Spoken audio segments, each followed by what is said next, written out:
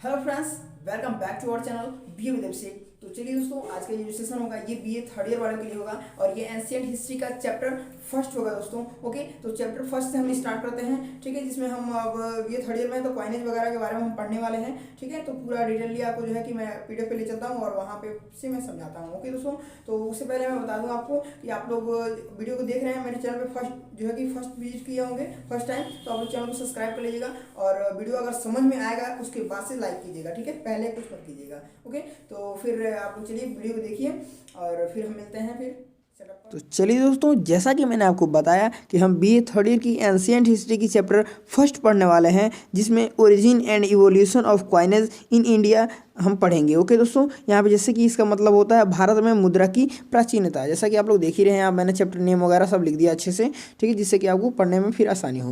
Okay दोस्तों, तो चलिए आगे देखते हैं।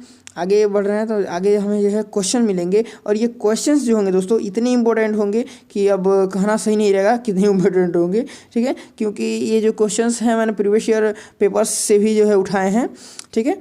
तो यहाँ पे आप लोग देखिएगा, इसे समझिएगा अच्छे से और इसे याद करके यहाँ से जाने की कोशिश कीजिएगा, ठीक है। मैं भी कोशिश करूँगा आप लोग को याद कराने की, ठीक है, क्योंकि आप अच्छे से पढ़ेंगे तो याद होंगे ही होंगे, मुझे विश्वास है।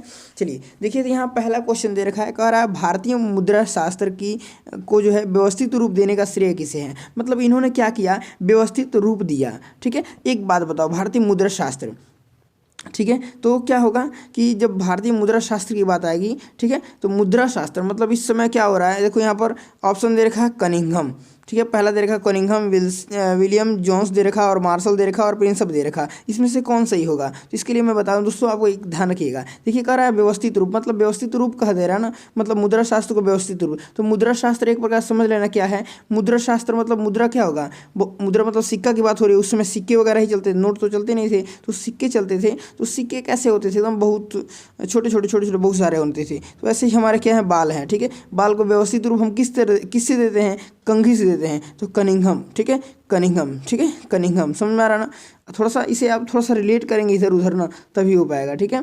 तो आपको देखो, आप क्या होता है, सोचते होगे कभी कि यार इधर से उधर बताने को याद नहीं होता है, तो नहीं ऐसा नहीं है। देखो आप क्या करते हो, ये क्वेश्चन पढ़ते हो अपना इस तरह, तो ये क्या होते हैं, क्वेश्चन आपको याद रहते हैं। कब याद रहते हैं, जब आप इसे अच्छे से समझ लोगे ना, सुन लोगे ध्यान से, तो आपको याद रहते हैं। सो ये ऐसे होते हैं, ठीक है। आगे देखो, कोई बात नहीं, आगे देखो, ये याद हो जाएंगे, आप एक से दो बार देखो ना, याद हो जाएंगे, ठीक है।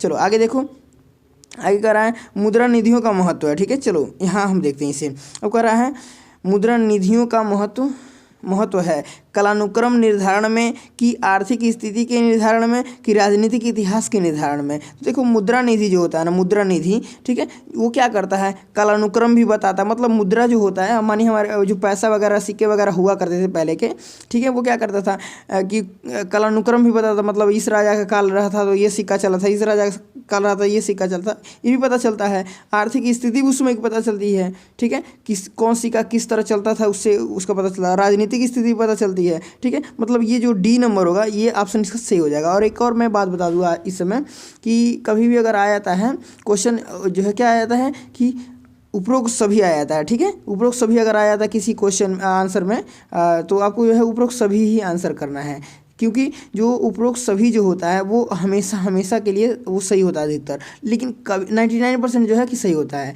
कभी कभार जो होगा क्या होगा, 1% जो होगा इधर उधर हुआ रहता है, जिसके कारण वो क्वेश्चन नहीं होता है सही, ठीक है। तो 99% जो है कि ऑप्शन डी ही होता है, उपरोक्त सभी ही होता है जब दिया रहता है तो, ठीक है। तो आपको वही मार के आना है, अगर तुक्का मारते हैं तो, नहीं तो मालूम है तो भाई कोई बात ही नहीं है, अच्छी बात है, ठीक है। चलिए आगे देखते हैं।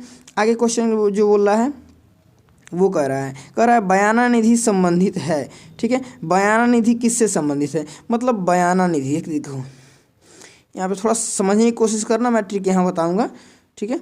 यहाँ देखो, हाँ देखो कह रहा है बयाना निधि संबंधित है। बयाना निधि किससे संबंधित है, ठीक है। तो बयाना निधि जो है ना, जो है गुप्त मुद्राओं से संबंधित है, कि कुषाण मुद्राओं से, कि आहत मुद्राओं से, कि जो है कि बौद्ध मुद्राओं से, ठीक है। तो मैं बताऊँ दोस्तों, बयाना बोल रहा मतलब बयाना मतलब बहाना, बयाना कह रहा मतलब बयाना बहाना, थोड़ा सा इसे करो क्या, बहाना मतलब क्या क्या होता है कि बयान कोई देता है, कोई बयान देने आएगा, मानो सॉरी मैंने बहाना बोला यार, बयाना, ठीक है। बयान कोई देने आता है, ठीक है। बयान मानो कि किसी प्रकार का बयान, आप लोग जानते होगे यार, इतना तो आप लोग ओवर स्मार्ट हो यार आप लोग, ठीक है। तो आप लोग जानते हो कि बयान देना मतलब किसी प्रकार का कोई बयान देने आता है तो उसे गुप्त गुप्त लाया जाता है, गुप्त गुप्त लाओगे, दिखा के लाओगे क्या ये जरा बयान देने के लिए, तो पता चलता है। देखते हो फिल्म में देखे ही होगे, क्या करते हैं सब रास्ते में टांगवा देते हैं, सब पता चल जाता है। तो ठीक है, तो ऐसा क्या करना, उसे गुप्त लाना है, ठीक है। गुप्त तरीके से मतलब गुप्त मुद्राओं किससे संबंधित है, ठीक है। तो बयान देने को आता है तो गुप्त गुप्त रूप से आता है ना, तो गुप्त मुद्राओं से संबंधित है, ठीक है। अब समझ गए, आगे देखो नेक्स्ट क्वेश्चन कह रहा है गुप्तकालीन स्वर्ण मुद्राएं, ठीक है। मुद्राओं की अब तक की सबसे बड़ी निधि कौन सी। अब गुप्त काल में जो मुद्राएं हुआ करती थी उसमें सबसे बड़ी बयान कौन सी निधि प्रयोग की जाती थी, मतलब गुप्त में जब गुप्त रूप से कोई चीज़ होगा तो कौन सी निधि प्रयोग होगी, तो बयान देने आएगा आदमी ना, गुप्त रूप से बयान देने आएगा तो बयान निधि गुप्तकालीन से संबंधित है, ओके। बस ये ट्रिक याद रखो ना यार, याद रखो। चलो आगे देखो, आगे कह रहा है प्राचीन भारत में किस धातु से निर्मित मुद्राएं प्रचलित थीं। अब देखो मैंने क्या बताया आपको, मैंने क्या बताया कि जब ऑप्शन में क्या आ जाएगा, उपरोक्त सभी आ जाएगा। देखो यहाँ स्वर्ण, देखो यहाँ एक मिनट, हाँ यहाँ दे रखा है कि स्वर्ण ताम्र रजत एवं उपरोक्त सभी, तो मैंने क्या बताया कि उपरोक्त सभी आएगा तो उपरोक्त सभी मारना है आंख बंद करके, ठीक है। आंख बंद करके, चाहे वो गलत हो चाहे वो सही हो, मेरे कहने पर मारो, एकदम सही होगा यार, गलत होने की तो बात ही नहीं होती ना, ठीक है। क्योंकि मैंने इतने क्वेश्चंस पढ़े हैं यार, मैंने आज तक जो है मैं ये गेस किया हूँ, ठीक है। ये गेस किया हूँ मैं कि उपरोक्त सभी रहता है तो उपरोक्त सभी ही होता है, ठीक है। चलो अब मार के देखो इसे, आगे क्या होता है देखते हैं, ठीक है। अगर इसे मारते हो तो फिर देखो मतलब क्या था, उसमें स्वर्ण मुद्राएं भी चलती थी, ताम्र मुद्राएं भी चलती थी और रजत मुद्राएं भी चलती थी, ठीक है। ये तीनों मुद्राएं अर्थात उपरोक्त सभी पर जो है कि प्रचलित थी, ओके। आगे देखते हैं, ठीक है, उपरोक्त सभी। अब देखो थोड़ा सा मैं यहाँ बता दूँ और भी कुछ डिटेल्स इसके बारे में है, देखो यहाँ पे मैंने लिख रखा है, ठीक है। देखो क्योंकि ये इंपॉर्टेंट क्वेश्चन है, सो मैंने जो है इसका थोड़ा सा डिटेल मैंने लिख दिया। कह रहा है कि व्याख्या इसमें प्राचीन भारत में एक शतमान सिक्का था, वो निष्क था, कृष्णाल था और कसारपण था, धरणपाद था, मासक था, काकीड़ी था, ठीक है। ये सब मुद्राएं जो हैं कि ये सब भी जो क्या थी, मुद्राएं भी प्रचलित थी। ये तीन तो था ही, इन तीनों के साथ में ये सब जो भी मुद्राएं हैं ये सब भी प्रचलित थी, ओके। समझ में आ रहा होगा आपको। तो अगर समझ में आ रहा दोस्त तो वीडियो को लाइक कर दो यार, शेयर कर दो और सब्सक्राइब भी कर दो, ओके। अगर समझ में आ रहा तो ओके, एकदम दबा के लाइक शेयर सब्सक्राइब ठोको, क्योंकि यार तुम लोग के लिए इतना मेहनत कर रहा भाई, तो यार इतना तो कर ही सकते हो ना यार। चलो कोई नहीं, आगे देखो, आगे पढ़ते हैं हम। करा ये 6 नंबर क्वेश्चन करा भारतीय मुद्रा, देखो यहाँ पे आंसर मैंने शो कर दिया, कोई बात नहीं। चलो करा भारतीय मुद्रा तात्विद परिषद की स्थापना कब हुई, मतलब मुद्रा तात्विद जो मुद्रा तत्व का जो वो परिषद है उसकी स्थापना कब हुई थी, तो 1910 में हुई थी। कब हुई थी, तो 1910 में हुई थी। इसे थोड़ा सा आप लोग तैयार कर लीजिएगा, इसे याद कर लीजिएगा। मैं इसका ट्रिक तो नहीं कर बता पाऊँगा। भारतीय मुद्रा तात्विद परिषद की स्थापना, चलो मैं कभी ट्राई करूँगा, अगर हो जाएगा तो मैं ट्रिक के साथ में अपने जो है कि कम्युनिटी टैब में डाल दूँगा, लिख करके पढ़ लेना आप लोग, ओके। चलो कोई बात नहीं, आगे देखो, इसे याद कर लेना। 1910 में जो है कि मुद्रा तत्व परिषद की स्थापना हुई थी, ओके। आगे देखते हैं, नेक्स्ट क्वेश्चन कर रहा है मुद्रा तात्विद अध्ययन को सर्वाधिक महत्व है, ठीक है, का सर्वाधिक महत्व है यहाँ। चलो यस हो गया। देखो यहाँ पे बोल रहा क्या, कह रहा मुद्रा तात्विद अध्ययन की सर्वाधिक महत्व है, तो सिक्कों पर अंकन प्रतीक का, कि सिक्कों की धातु का, कि सिक्कों के आकार का, कि सिक्कों के माप एवं तौल का, किसका महत्व है बताओ। आप मालूम है तो बताओ, ठीक है, कमेंट करके एकदम बेशक आप जवाब दे सकते हो वीडियो को स्टॉप करके, ओके। और मैं बताता हूँ, मालूम है, थोड़ा सा मैं इसे बताता हूँ, थोड़ा सा समझाता हूँ आपको, उसके बाद मैं बताता हूँ।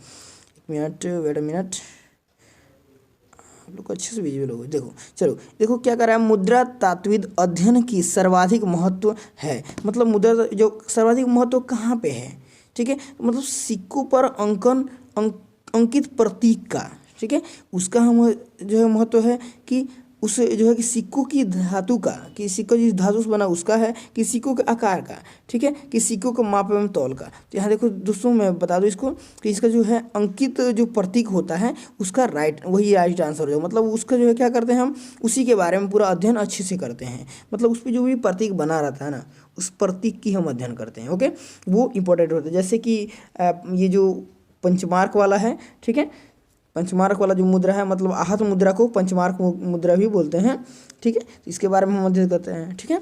मैं उसके बारे में पूरा डिटेल में समझाने वाला हूँ नेक्स्ट चैप्टर में। तो अभी आप लोग बने रहो, इस पे देखते रहो, इसे देख लो। अब देखो निगम नाम वाले सिक्के कहाँ से मिले। अब निगम नाम के जो सिक्के हैं वो कहाँ से मिले हैं, आपको ये बताना है, ठीक है। तो निगम नाम के जो सिक्के हैं, हाँ, ये देखो तक्षशिला से मिले हैं कि बयाना से मिले हैं कि टाटा से मिले हैं कि भरतपुर से मिले हैं, भरतपुर से मिले हैं, सॉरी क्या था, भरतपुर से। बताओ यहाँ पे आपको जो 4 ऑप्शन दिख रहा है, इसमें से जो आंसर अगर आपको लग रहा हो, अगर मालूम हो तो आप लोग कमेंट करके बेशक बताइए। स्टॉप कर वीडियो, अगर नहीं मालूम है तो फिर मैं बता ही रहा हूँ। तो निगम नाम का जो सिक्का है वो दोस्तों तक्षशिला से मिला था। ओके, तक्षशिला से मिला था। ओके, देखते हैं आगे, ठीक है। नेक्स्ट क्वेश्चन कर रहा है। अब देखिए यहाँ पे ये नेक्स्ट क्वेश्चन आ गया। वो कह रहा है निम्नलिखित में से किस शासक के एक सिक्के पर बुद्ध की आकृति है। मतलब कौन ऐसा शासक था जो है कि अपने सिक्कों पर जो है बुद्ध का जो है कि चित्र बनवाया था। इसमें से कौन था। तो दोस्तों मैं बता दूं कि जो भी है कि सिक्कों के ऊपर अधिकतर पूछता है क्वेश्चन कि किसका चित्र बनवाया वगैरह वगैरह पूछता है, अधिकतर कनिष्क का ही होता है, ठीक है। क्योंकि यही जो है कि बहुत लोगों का, इधर उधर लोगों का वो जो है ये जो है कि वहाँ तस्वीर बना रखा था, ठीक है। तो आपको ये ध्यान रखना है, ठीक है। चलिए आगे देखते हैं, थोड़ा सी शॉर्ट कर लेते हैं। ओके, चलिए आगे देखिए। ये बोल रहा क्या, कारण निम्नलिखित में से किस शासक के एक सिक्के पर वायु देवता की आकृति अंकित है, ठीक है। अब देखो मैंने क्या बताया कि कई लोगों की ये कौन जो है कि बना रखा है, तो कनिष्क जो है वही इधर उधर के लोगों को का जो है कि तस्वीर अपने सिक्कों पर बनवाया था, ठीक है। तो बस याद रखना, इसका भी राइट आंसर कनिष्क ही होगा, ठीक है। चलिए आगे देखते हैं। करा प्राचीन काल में छोटे मोटे सौदे, ठीक है, मतलब करा छोटे मोटे जो सौदे हुआ करते थे, किस धातु के सिक्के को व्यापार होता था। यहाँ पर गलत हो गया लग रहा है, धातु के सिक्कों का व्यापार होता था, व्यापार होता था, ठीक है। कह रहा है कि प्राचीन काल के छोटे मोटे सौदे में किस धातु के सिक्के का व्यापार होता था, ठीक है। तो यहाँ पे तांबा दे रखा पहला, दूसरा सीसा दे रखा, तीसरा तांबा सीसा, ठीक है, या फिर चांदी। तो यहाँ पे मैं बता दोस्तों कि तांबा और सीसा का जो है कि सिक्का हुआ करता था पहले, ठीक है।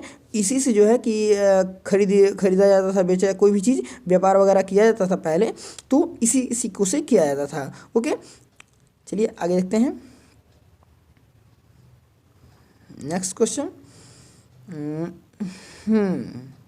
ये लीजिए, ये क्वेश्चन आ गया आपका। कह रहा है प्राचीन काल में रोजमर्रा की छोटी मोटी ज़रूरतों के लिए कई प्रदेशों से निम्नलिखित में से किसका चलन था। टंका का चलन था। एक मिनट, ये क्वेश्चन छोटा करना पड़ेगा, कुछ छूट लग, नहीं छूट नहीं रहा, चलो कोई नहीं, ठीक है।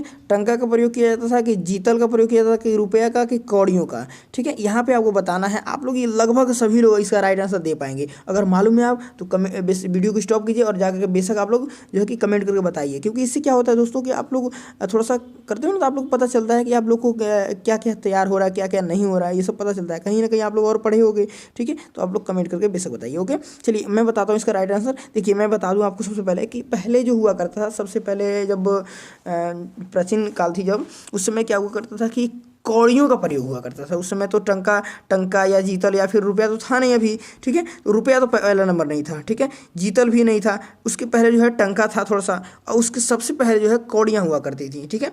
तो कौड़ियों से, जो कौड़ी आप लोग जानते होंगे, कौड़ी जो हुआ करता था उसका जो है प्रयोग किया जाता था, जो कि रोज़मर्रा की, मतलब डेली का हम लोग जो कुछ हम लोग मार्केट करते हैं तो कुछ ना कुछ सब्जी वगैरह खरीदते हैं ना, इसके लिए जो है कौड़ियों का प्रयोग किया जाता था। ओके, समझ रहे होंगे आप लोग। चलिए आगे देखते हैं। नेक्स्ट क्वेश्चन करा प्राचीन भारत के आरंभिक सिक्के हैं। अब देखिए यहाँ पर ये आपको आंसर करना है, ठीक है। अगर मालूम है आप लोग को आंसर तो आप लोग जाकर बेशक आंसर कीजिए, ठीक है। यहाँ देखिए करा प्राचीन भारत के आरंभिक सिक्के हैं, मतलब हिंद यवन सिक्के हैं कि गुप्त सिक्के हैं कि आहत सिक्के हैं कि कुषाण सिक्के हैं, आपको बताना है, ठीक है। तो अगर आपको आंसर मालूम है तो आंसर इसका आप लोग दीजिए। यस, यहाँ पे थोड़ा सा मैं बड़ा कर देता हूँ, ठीक है। देखिए कर रहा है प्राचीन काल में प्रारंभिक सिक्के कौन से थे, तो यहाँ पे मैं राइट आंसर इसका बता दूं दोस्तों, तो आहत सिक्के हुआ करते थे, आहत सिक्के। ठीक है, यहाँ पे समझना है आपको आहत सिक्के, क्योंकि हम लोग ये जो थर्ड ईयर पढ़ रहे हैं, थर्ड ईयर में अधिकतर हम लोग को क्या पढ़ना है, सिक्के के बारे में पढ़ना है, और आहत सिक्के सबसे इंपॉर्टेंट है दोस्तों। तो आहत सिक्कों को लेकर से चलना है। ठीक है, आहत सिक्कों को क्या करना है, लेकर के चलना है। आहत सिक्का या फिर पंचमार्क सिक्का, मतलब उस पर जो क्या हुआ करता था, ऐसे जो है कि 5 जो है कि ऐसे बना हुआ है, ऐसे करके उस पर 5 जगह 5 उंगली की तरह का बना हुआ, 5 पंचमार्क बोला जाता है उसे। ठीक है, समझ आया, ऐसे बना हुआ। मैं सिक्का जब पढ़ाऊंगा आपको सिक्के के बारे में पूरा डिफाइन करके मैं अच्छे से ट्रिक समझाऊंगा, क्योंकि चित्र भी आता है, चित्र दे देता है और पूछ लेता है कि ये चित्र जो है कि कौन सा सिक्का है, कौन सा, तो ये मैं पढ़ाऊंगा जब आपको पूरा अच्छे से समझाने वाला हूँ। ओके, तब तक के लिए वीडियो बने रहिएगा। अभी तक आप वीडियो देखते हैं दोस्तों, तो मैं एक और बात बता दूं कि अगर आप चाहते हैं पीडीएफ डाउनलोड करना, तो आप मेरे जो है कि कमेंट सेक्शन में जाइएगा। कमेंट सेक्शन में जो है कि स्टार्टिंग का जो फर्स्ट मेरा कमेंट होगा, उस कमेंट के अंदर जो है कि आपको मिल जाएगा इसका पीडीएफ। ओके, तो पीडीएफ आप डाउनलोड कर लीजिएगा वहाँ से, और कुछ आगे क्वेश्चन जो है पढ़िएगा भी। अभी देखिए मैं पढ़ा ही रहा हूँ, तो आप लोग अभी पढ़िए। चलिए, यहाँ से आपको जो है कि आप यहाँ पढ़ते हैं दोस्तों ना, तो यहाँ पे याद हो जाता है, क्योंकि समझने को मिलता है ना यहाँ पे। ठीक है, चलो आगे देखो। हाँ देखो यहाँ पर देखो कह रहा है निम्नलिखित में से कौन से सिक्के लगभग कला शून्य है। ठीक है, कला शून्य है, मतलब उसमें कला का कोई प्रयोग नहीं किया गया है। कौन से सिक्के हैं, पंचमार्क सिक्के हैं कि राजपूत सिक्के हैं कि गुप्त सिक्के हैं कि हिंद यवन सिक्के हैं। तो मैंने क्या बताया दोस्तों, हम लोग को अधिकतर क्या पढ़ना है, हम लोग को अधिकतर हम लोग को ये जो थर्ड ईयर है इसमें क्या पढ़ना है, आहत सिक्के या फिर पंचमार्क सिक्के, दोनों एक ही नाम है। ठीक है, तो हमें इन्हीं के बारे में पढ़ना है। तो दोस्तों राइट आंसर इसका क्या हो जाएगा, वही हो जाएगा ना, पंचमार्क सिक्के। ठीक है, यस, पंचमार्क सिक्के हो जाएंगे। ओके, समझ में आ गया आपको। चलिए आगे देखते हैं। जो मैं बात बता रहा हूँ ना, इसे नोटिस आप करते रहिए दोस्तों। अगर हो सके तो आप लोग नोट अगर कर लेते हो, नोट डाउन कर लेते हो किसी कॉपी वगैरह में, तो और अच्छा रहता है। ठीक है, क्योंकि जो मैं बताता हूँ ना, ये बहुत मैं रिसर्च करने के बाद ही बताता हूँ, बहुत मैं छानबीन किया रहता हूँ, फिर मैं बताता हूँ आपको। और ये 100% मैं सही बताता हूँ। ओवर कॉन्फिडेंस वाला मैं काम नहीं करूँगा, वो 110% वाला। ठीक है, चलिए कह रहा है प्राचीन काल में सर्वाधिक क्रय क्षमता किस धातु के सिक्के की थी। मतलब क्रय क्षमता, आप लोग क्रय विक्रय तो जानते ही हो, मतलब क्रय मतलब खरीदने की जो क्षमता थी। ठीक है, वो किसकी थी, सबसे किस धातु की थी, तो सोना की थी कि तांबा की थी कि चांदी की कि शीशा की। दोस्तों अभी इसमें आप बता दो, सिंपल सी बात आप बताओ, इस समय कौन सा जो है कि इस समय चाहे पहले भी कौन सा अधिक होगा इसमें। यहाँ पे आप अभी फिलहाल में अगर देखें तो फिलहाल में जो है कि सबसे महंगा इसमें कौन होगा, सोना होगा। तो क्या कर सकते हैं आप कि जो है कि क्या था, सोने का ही जो है कि सबसे अधिक महत्व हुआ करता था, मतलब सबसे जो है कि महंगा जो है उसमें सोना ही हुआ करता था। ठीक है, अभी हो चाहे कभी हो, सोना ही था, सोना ही है। ठीक है, चलिए आगे देखिए। आगे कह रहा है 16 नंबर क्वेश्चन, कह रहा है ईसा का प्रारंभ। यहाँ देखिए कह रहा है ईसा की आरंभिक 2-3 सदियों में भारत के किस देश के साथ संबंध के कारण बहुत सारी स्वर्ण मुद्राएं भारत आ गई। ठीक है, तो देखिए यहाँ पर आंसर दिख शो हो गया है। कह रहा है ईसा के आरंभिक 2-3 सदियों में जो है कि भारत से किस देश के साथ संबंध होने के कारण जो है कि बहुत सारी स्वर्ण मुद्राएं आ गई। कि यहाँ से मतलब रोम से इनका संबंध जब बन गया, ये जो सी नंबर देखा है, रोम से जब संबंध बना भारत का, तो बहुत सारी स्वर्ण मुद्राएं क्या हो गई कि भारत में आ गई। ठीक है, मतलब उसके पहले जो है कि स्वर्ण मुद्रा की कमी थी अपने भारत में, लेकिन जब उस समय जब वो जो है कि संबंध बन गया, उसके बाद से जो है अधिक स्वर्ण मुद्राएं अपने भारत में आ गई। ओके, समझ रहे हो आप लोग। चलिए अब देखिए 17 नंबर क्वेश्चन बोला है क्या, मुद्राएं हमारी अमूल्य। अब मुद्राएं हमारी अमूल्य क्या, आगे क्या, सांस्कृतिक संपदा है, आर्थिक संपदा है, या फिर मौद्रिक संपदा है, या फिर बौद्धिक संपदा है। तो अब दोस्तों मैं बता दूं आपको, इसका जो राइट आंसर हो जाएगा वो हो जाएगा सांस्कृतिक संपदा। क्यों, क्योंकि जो है कि मुद्राएं क्या है, एक सांस्कृतिक रूप से भी अधिकतर प्रयोग किया जाती है। अमूल्य जो है, अमूल्य जो भेंट नहीं कहता, अमूल्य भेंट मतलब उसका कोई मूल्य नहीं है, सांस्कृतिक संपदा है। ठीक है, ये क्या है, एक सांस्कृतिक संप्रदाय। ओके, समझ गए होंगे आप लोग। चलिए आगे देखते हैं। कह रहा है सामान्य मुद्रा पर अंकित रहता है। अब जो सामान्य कोई भी सामान्य मुद्रा होता है उस पर क्या अंकित रहता है। सिंपल सी कोई मुद्रा अगर बनवाता है कोई राजा, तो क्या बनाता है, उस पर राज चिन्ह डालेगा। ठीक है, राजा का नाम होगा, सही बात है।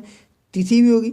अरे यार एकदम तीनों के तीनों सही है। अर्थात यहाँ देखो उपरोक्त सभी का ऑप्शन दिया है। मैंने क्या बताया 99%। ये क्वेश्चन आप लोग कभी दिमाग में ये चल रहा हो किसी के कि ये क्वेश्चन जो है कि मैंने खुद बनाया, ऐसा कोई बात नहीं है। मैं ये जो है कहीं ना कहीं से ले करके मैंने यहाँ पर रखा है, ठीक है। ऐसा मैंने नहीं कि उपरोक्त सभी में डाल दिया हूँ, ऐसा नहीं है, मैं कहीं से उठाया हूँ, ठीक है। तो ये कहीं से मैं लिया हूँ तो वहाँ पे दिया है तभी मैं यहाँ उठाया हूँ, ठीक है। तो ये उपरोक्त सभी वहाँ भी था, उपरोक्त सभी मैंने यहाँ डाला और ये ही राइट आंसर है और वहाँ भी राइट आंसर यही होगा। ओके चलो समझ गए होगा आप लोग, तो कुछ अधिक बताने की अब जरूरत नहीं है। तो समझ में आ गया। कह रहा जो मुद्राएं हुआ करती थी समानता सब ये सब चीज़ें रहती थी उस पर। ओके आगे देखते हैं। कह रहा है मुद्राओं पर अंकित विशेष चिन्ह प्रकाश डालते हैं, ठीक है। अब देखो इसे कह रहा है मुद्राओं पर अंकित विशेष चिन्ह प्रकाश डालते हैं। किस चीज़ पर प्रकाश डालते हैं? विशिष्ट घटनाओं पर कि सामान्य घटनाओं पर कि मुद्रा की सुंदरता पर कि उपरोक्त में से किसी पर भी नहीं। देखो जो मुद्रा होता है उस पर अंकित चिन्ह मतलब उस पर जो चिन्ह बना रहता है ना वो कुछ ना कुछ दर्शाता है, मतलब विशिष्ट कोई घटना को दर्शाता है। समझ में आ रहा है? कोई ना कोई मेन चीज़ को कुछ ना कुछ ऐसा अलग हुआ होगा ना, उसी चीज़ को मतलब विशिष्ट घटनाओं को दर्शाता है, ठीक है। तो समझ में आ गया आपको। तो देखिए विशिष्ट घटनाओं को इसी का राइट आंसर था। अब देखिए आगे कर रहा है कि समुद्रगुप्त की वीणा प्रकार की मुद्राएं क्या प्रदर्शित करती हैं। जो समुद्रगुप्त हैं उनकी वीणा प्रकार की जो मुद्राएं हैं वो क्या प्रदर्शित करती, क्या दिखाने की कोशिश करती है? धार्मिक अभिरुचि को कि व्यक्तिगत अभिरुचि को कि सामाजिक अभिरुचि को कि नैतिक अभिरुचि को। अब देखो आप लोग अगर इसके पहले थोड़ा सा अच्छे से पढ़े होगे तो आपको मालूम होगा कि समुद्रगुप्त को जो है कि एक संगीतज्ञ भी कहा गया है इसी मुद्रा के कारण, ठीक है। तो वो क्या है, वो उन्होंने क्या किया, एक वीणा बजाते हुए खुद की जो है कि चित्र बनवा दिया अपने सिक्के पर, मतलब वो व्यक्तिगत अपनी काम किया ना, व्यक्तिगत अभिरुचि के कारण वो जो है कि ये किए हुए हैं, ठीक है। तो ये यहाँ पे क्या हो जाएगा, व्यक्तिगत अभिरुचि को वो दर्शाता है। ओके समझ में आ गया होगा। ओके देखो आगे आगे चलते हैं। आगे आगे कह रहा है निम्नलिखित में से किस शासक, अब देखिए यहाँ पर डी नंबर आ जा बस। कह रहा है निम्न में से किस शासक ने अपनी मुद्रा पर वेसिलियस उपाधि अंकित कराया। वेसिलियस की उपाधि किसने अंकित कराया था, ठीक है। जो है किन शासकों ने जो है कि वेसिलियस की उपाधि अंकित कराया था। ओके दोस्तों यहाँ पे जो है हिंद यवन, ठीक है, हिंद यवन जो है दोस्तों अर्थात बी नंबर यहाँ पे देखिए, मैं ये देखिए यहाँ पे, हाँ अर्थात जो ये हिंद यवन, ठीक है, बी नंबर जो है हिंद यवन शासक हैं। यहाँ पे देखिए आंसर दिख रहा होगा आपको, ठीक है। हिंद यवन जो है उन्होंने क्या किया, अपना जो है कि अपने सिक्कों पर जो है बेसिलियस की उपाधि धारण करा दी थी, जो है कि उस पर छपवा दी थी, ठीक है। उन्होंने खुद ये उपाधि धारण किया था मुद्रा के माध्यम से। क्लियर। आगे देखिए आगे निम्नलिखित में से किस मुद्राओं से ज्ञात होता है कि डेमेट्रियस नामक राजा इंडो ग्रीक राजाओं में सर्वाधिक जो है कि क्या था, भारत भूमि में शासन करता था। एक मिनट मैंने समझा नहीं, सर्वप्रथम भारत भूमि शासन करता, सॉरी, ठीक है। देखिए क्या बोला, निम्नलिखित में से किस मुद्रा से ज्ञात होता है कि डेमेट्रियस नामक राजा इंडो ग्रीक राजाओं में सर्वप्रथम भारत भूमि में शासन करता था। मतलब जो डेमेट्रियस जो राजा था वो क्या इंडो ग्रीक में जो है कि सर्वप्रथम भारत भूमि पर शासन करने वाला राजा कौन था, ठीक है। ये किस मुद्रा से पता चलता है? तो हम यहाँ दोस्तों मैं बता दूँ आपको कि यहाँ पे आपको दिख रहा होगा ये 4 ऑप्शंस, ठीक है। इसमें जो राइट आंसर हो जाएगा वो हो जाएगा दोस्तों क्या, रजत व ताम्र मुद्राओं से, ठीक है। रजत व ताम्र मुद्राओं से जो है कि हमें पता चलता है कि जो ये डेमेट्रियस था वो क्या था, इंडो ग्रीक पर सबसे पहले शासन किया था। ओके समझ में आ गया। इंडो ग्रीक राजाओं में से जो है कि सबसे पहले शासन करता था भारत भूमि पर, ये पता चल गया। अब देखो ये 23 नंबर का रहा है, निम्नलिखित में से किन मुद्राओं पर जो है प्रतीकों के चित्रण के अतिरिक्त कुछ भी नहीं मिलता। अब बताओ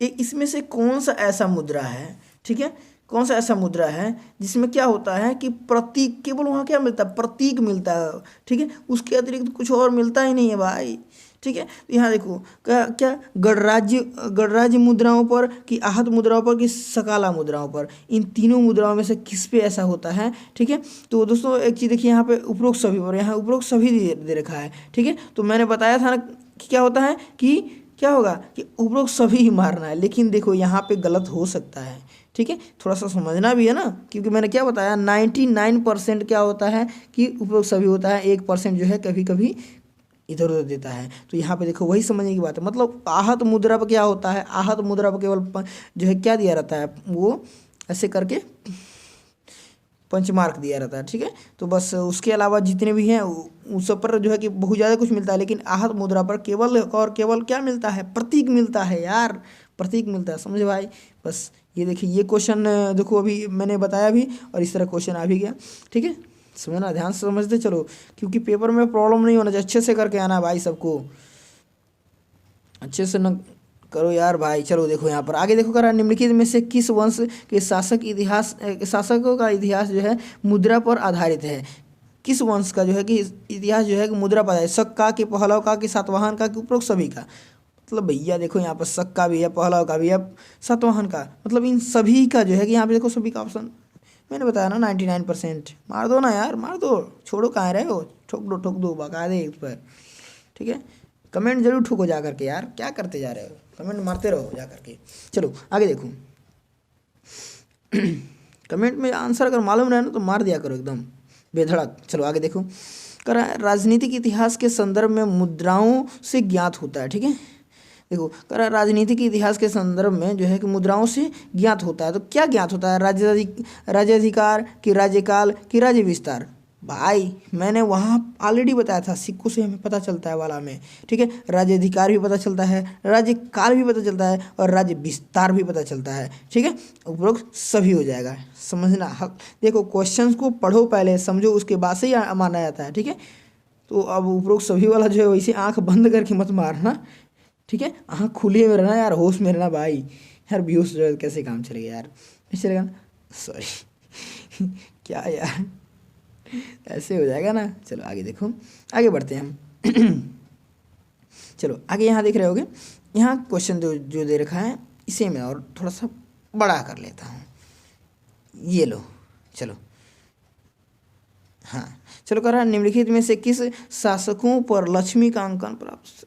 यार किस सिक्कों पर जो लक्ष्मी का अंकन मिलता है यार, क्या करें यार, कुछ समझ नहीं आ रहा है देखो यहाँ पर, लेकिन समझो थोड़ा सा भाई। यहाँ देखो, देखो क्या चीज़, अब बताओ मैंने क्या बताया, किसी भी देवी देवता का बात आएगा ना तो सिंपल सी बात क्या, किस पे मारोगे, कनिष्क पे मारोगे। लेकिन यहाँ थोड़ा देखो, आहत मुद्रा एक ऐसा मुद्रा है जिसपे क्या होगा, चिन्ह के अलावा कोई चीज़ नहीं रहेगा।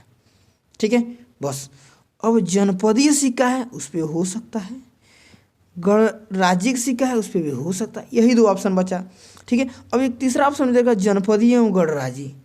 भाई ये याद कर लो ना यार कि जनपदीय एवं गणराज्य जो होता है ना उसमें क्या होता है कि दोनों पे जो है लक्ष्मी का अंकन प्राप्त होता है, मतलब लक्ष्मी का जो है कि चित्र उस पर बना हुआ मिला हुआ है। ठीक है, तो याद कर लो इसे। ठीक है, क्योंकि ये इंपॉर्टेंट क्वेश्चंस हैं। चलो आगे देखते हैं यार,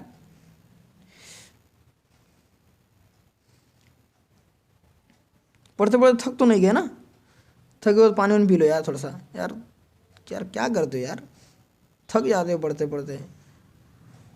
चलो चलो यहाँ देखो, निम्नलिखित में से किसके सिक्कों पर देवता या मानव रूप का अंकन किया गया। मैंने क्या बताया था, कनिष्क के सिक्कों पर ही मिलता है कई लोगों का फोटो। कनिष्क कहाँ का राजा था आप जानते होगे, कुषाण का राजा था, तो कुषाणों के सिक्के पर मिलेगा ना यार, मिलेगा कि नहीं मिलेगा बताओ, मिलेगा ना, मिलेगा ना, तो बस बस मिला दो ना, मिला दो। अगर नहीं मिलेगा तो फिर कोई बात ही नहीं, लेकिन मिलेगा तो मिला दो, उसमें सोचने विचारने का मत करो। चलो आगे बढ़ते हैं, देखो कुषाणों पर। ठीक है, अब देखो कर रहा है गुप्त शासकों देखो गुप्त शासकों की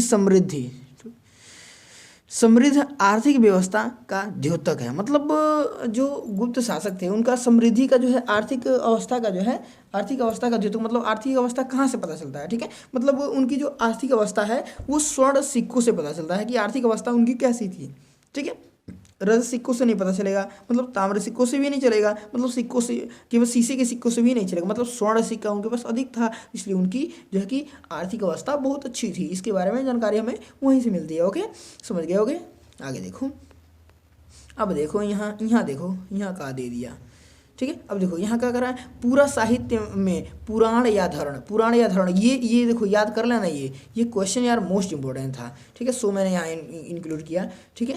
कह रहा है पूरा साहित्य में पुराण एवं धरण शब्द जो है किसका बोध कराता है, बताओ ना यार, किसका बोध कराएगा, बोध किसका कराएगा। तो देखो यहाँ पर क्या बोला, पुराण एवं धरण। एक चीज़ यहाँ ध्यान रखना, ये पुराण एवं धरण जो शब्द है ना, ये याद कर लेना, ये सिक्कों का बोध कराता है, समझ रहे हो ना, सिक्कों का बोध कराएगा, किसका कराएगा, सिक्कों का बोध कराएगा, ओके। चलो आगे देखते हैं, आगे क्वेश्चन दे रखा क्या 30 नंबर। अब हम एकदम लास्ट छोर पे पहुँच चुके हैं, तो उब गए होगे अगर थोड़ा सा डूब जाओ पानी में जा करके ठीक है, थोड़ा सा डूब के आ जाओ, उब गए होगे तो ठीक है, फिर सही हो जाओगे ना यार, कोई नहीं। हाँ देखो कह रहा है कि कसारपण क्या है, कसारपण क्या है यार, दिल पे मत लेना यार, मैं यार थोड़ा सा तुमको एंटरटेन कर रहा हूँ, मत परेशान होना, ठीक है। थोड़ा सा माइंड, थोड़ा गुस्सा हो गया ना तो माइंड एक्टिव हो जाता है, समझे।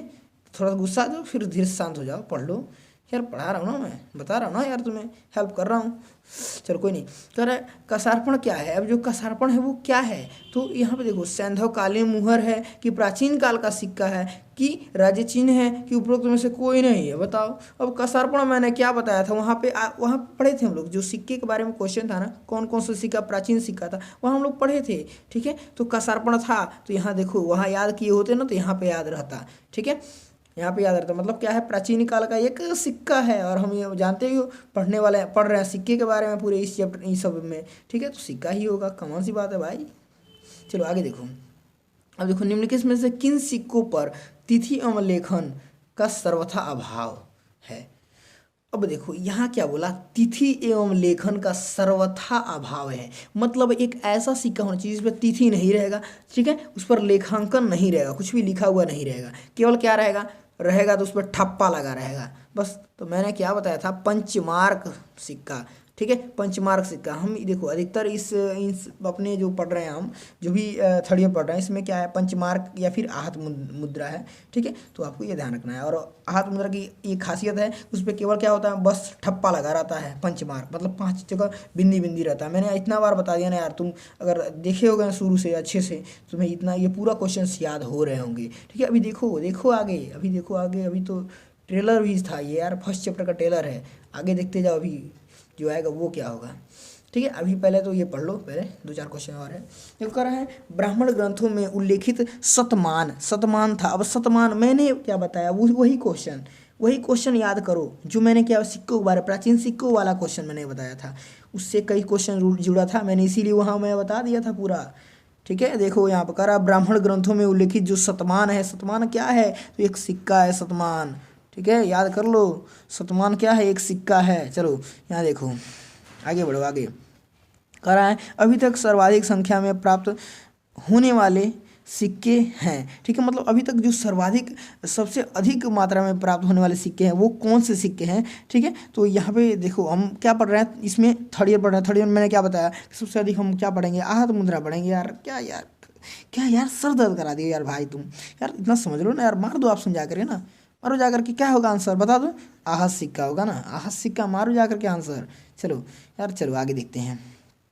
कह रहा है सुवर्ण मुद्रा। अब देखो यहाँ पे स्वर्ण मुद्रा, जो स्वर्ण मुद्रा है वो का प्रचलन भारत में किस शासक ने जो है कि आरंभ किया था, किस शासक ने आरंभ किया था। तो ये देखो स्वर्ण मुद्रा, अगर वो सेकेंड ईयर में, हाँ सेकेंड ईयर में अगर पढ़े होगा आप अच्छे से, तो आपको मालूम होगा स्वर्ण मुद्रा का प्रचलन किसने किया था, भैया भीम कडफी शेष। मैंने ट्रिक भी बता रखा है ऑलरेडी, अगर मैं पिछले साल तो पढ़ाया था, बट वो चैनल मेरा डिलीट हो गया था, ठीक है। सो वीडियो आप लोग अगर शायद नहीं देखे होंगे, ठीक है, क्योंकि बहुत कम लोग उस पर थे, और जो लोग थे वो जो कि कुछ जो है कि एकदम समझो कि परिचित ही लोग थे अधिकतर, ठीक है।